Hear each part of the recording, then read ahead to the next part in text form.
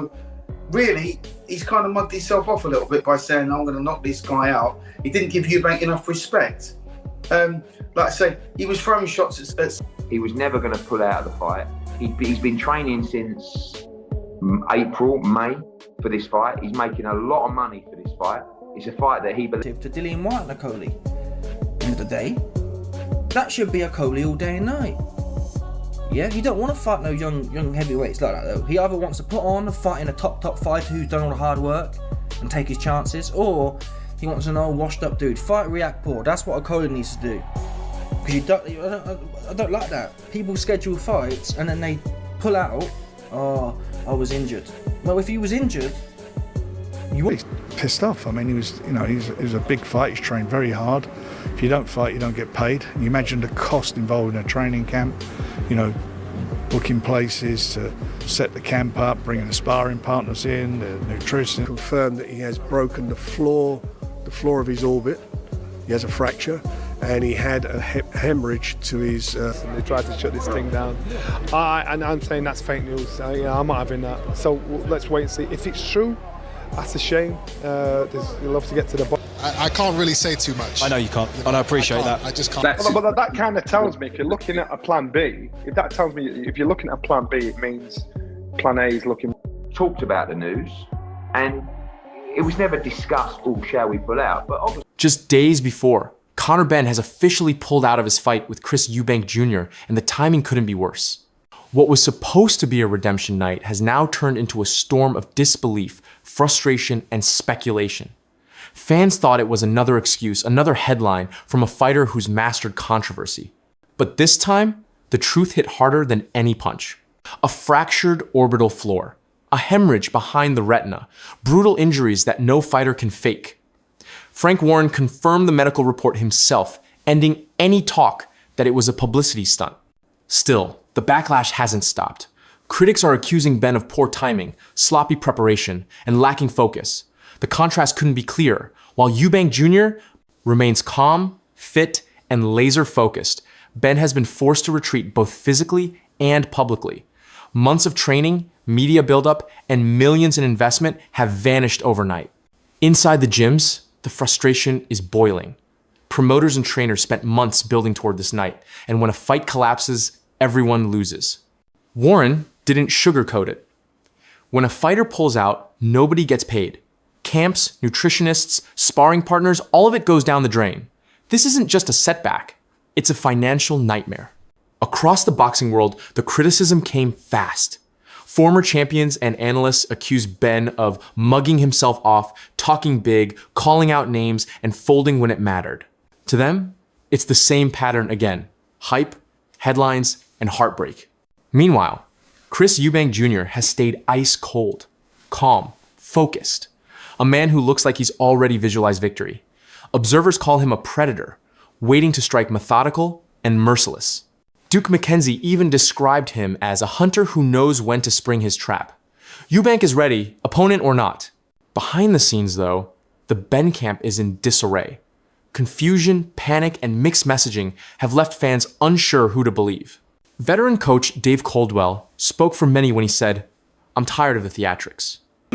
You know what I know, he's become a bit of a predator, and he waits and he pushes and he pushes and then he waits and then he springs and sets his... It's just wrong in my book. You know what, I also think that, you know, what he's done, it's like a slap in the face. I'm a bit sick of it, to be honest. I feel as though the sport needs...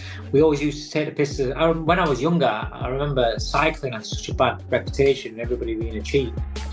The chefs, trainers and everybody, and you don't get paid. It's a massive loss. You can't insure it, or if you do, it costs a fortune to insure. But very, very pissed off. I mean, he was a big fight. He's trained very hard. If you don't fight, you don't get paid. You imagine the cost involved in a training camp. You know, booking places to set the camp up, bringing the sparring partners in, the nutritionists, the chefs, trainers and everybody, and you don't get paid. It's a massive loss. You can't insure it, or if you do, it costs a fortune to insure. But Very, very Do anything. It was, well, we knew half an hour ago. You probably noticed I've been on the phone running back and forth. The endless drama, the spin, the broken promises he says boxing deserves better. Real fighters, real fights, not headlines. Then came Chris Eubank Sr., and he didn't hold back. His words hit like uppercuts. He called Benn's withdrawal a slap in the face to the sport and to the Benn family name. Conor talking about Crawford, he scoffed. What are you talking about? You haven't earned that. In his eyes, legacy isn't built on excuses. It's built on accountability. Even respected voices like Barry Jones and Brian Bomac McIntyre say this moment exposes deeper cracks. Pressure, confidence, focus, all slipping. Bomac said it plain.